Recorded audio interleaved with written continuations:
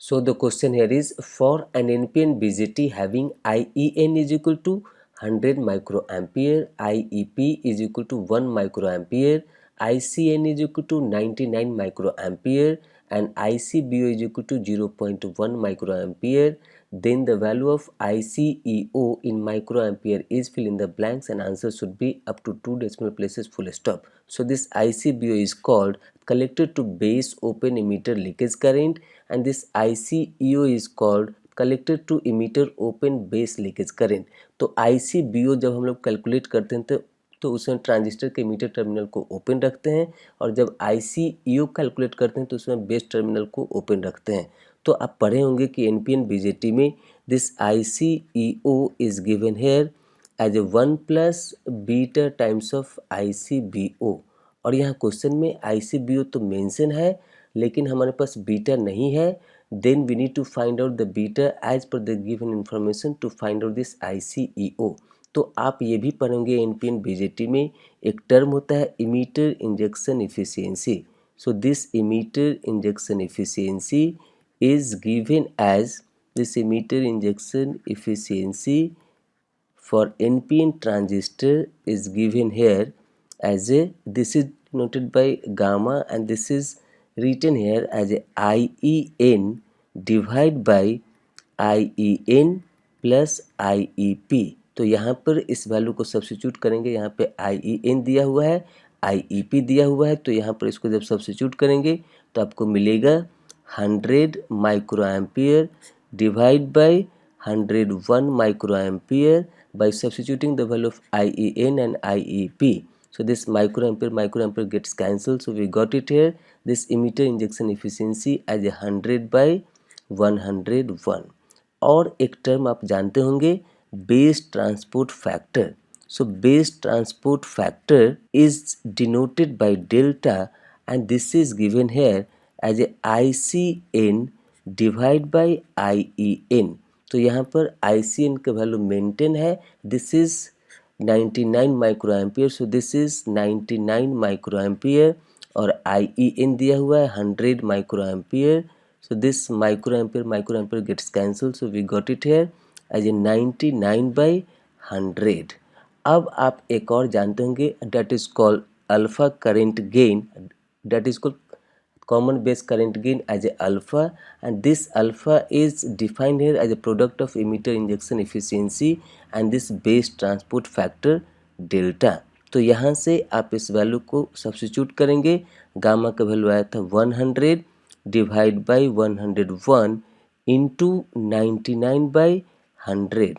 सो यहाँ से हमको मिल जाएगा, ये 100 कैंसिल हो जाएगा और यहाँ पर आपको मिल जाएगा 99 बाई 101। अब जब अल्फ़ा आपके पास मिल गया तो आप ये अल्फ़ा को यूज़ करके बीटा निकाल सकते हैं और फिर उस तरीके से ICEO को निकाल सकते हैं। अगर ये अल्फ़ा का आपको ये अल्टरनेट फॉर्म मालूम है, this alpha is equal to, यहाँ पर गामा क्या आया है, so this gamma is here as a IEN divide by IN plus IEP और यहाँ से जब आप इसको सब्स्टिट्यूट करेंगे so this is given here as a IEN divide by IEN plus IEP into, यहाँ पर ये डेल्टा का हमारा फार्मूला होता है this ICN divide by IEN।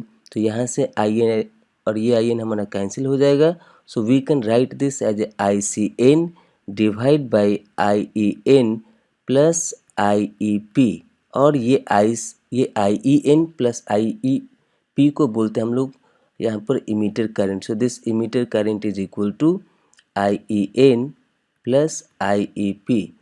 तो यहाँ पर इसको हम लोग लिख सकते हैं ICN डिवाइड बाई IE। तो आप इसको भी यूज़ करके डायरेक्टली, अगर ये दो फार्मूला नहीं यूज़ करना है तो अगर आपको ये पता है दिस ICN बाई IE तो इससे भी आप यहाँ पर अल्फ़ा डायरेक्टली निकाल सकते हैं। और यहाँ पर आप नॉर्मल भी BJT में पढ़े होंगे, this alpha is normally define here as a IC by IE। तो यहाँ से भी आप इस चीज़ को कोरिलेट कर सकते हैं। सो यहाँ पर इसमें IC is approximately equal to ICN, तो उस फॉर्म में हम लोग लिख सकते हैं alpha is equal to IC by IE।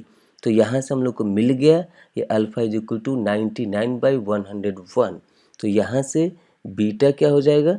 So this beta is equal to alpha divide by 1 minus alpha. तो यहाँ से जब इसको सब्स्टिट्यूट करेंगे, so this alpha we got it here 99 divide by 101 divide by 1 minus 99 divide by 101। जब आप इसको calculate करेंगे तो आपको वैल्यू मिलेगा 99 डिवाइड बाय 101। अब आप ये इसको इक्वेशन मानते हैं 1 and this I can say that equation number 2। तो यहाँ से इक्वेशन नंबर 2 से बीटा का वैल्यू हम लोग इसमें इक्वेशन नंबर 1 में सब्स्टिट्यूट करेंगे।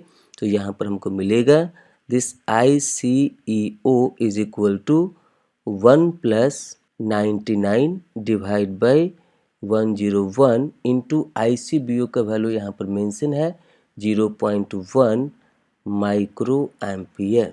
तो जब आप इसको कैलकुलेट करेंगे तो आपको इसका एग्जैक्ट वैल्यू मिलेगा, it is near about to 5.05 micro ampere. और यहाँ पे क्वेश्चन में मेंशन है this is NET type of the question, so we need to fit their numerical values, क्योंकि यूनिट यहाँ पर मेंशन है माइक्रो एम्पियर। सो यहाँ पर आपको मिल जाएगा न्यूमेरिकल वैल्यू इसका 5.05। सो लेफ्ट साइड का वैल्यू दिस 5 इज सिग्निफिकेंट। सो ये आपको मिलना चाहिए। राइट साइड में थोड़ा बहुत चेंजेस हो सकता है, एज लाइक दिस में give here the range of like in the gate exam in their final answer ki they might be mentioning the range as like 4.98 to 5.5। तो ऐसा करके कुछ रेंज दिया रहेगा। सो ये एग्ज़ाम में नहीं दिया रहेगा, ये जब गेट का हमारा पेपर रिलीज होगा, आंसर की रिलीज होगा, तो वहाँ पे इस तरीके का रेंज आपको दिया रहेगा आपके आंसर के मैच करने के लिए। लेकिन एग्जैक्ट वैल्यू आया है ये, तो नियर अबाउट, अगर इसके नियर अबाउट में अगर आपका आंसर आता है तो आपका वो वैल्यू सही होगा। So that it should be more than 5 और नियर अबाउट टू दिस 5.05। तो यहाँ पर हमारा फाइनल आंसर आया 5.05 is the numerical values for this question, and by this way this is the end of the explanation for this question.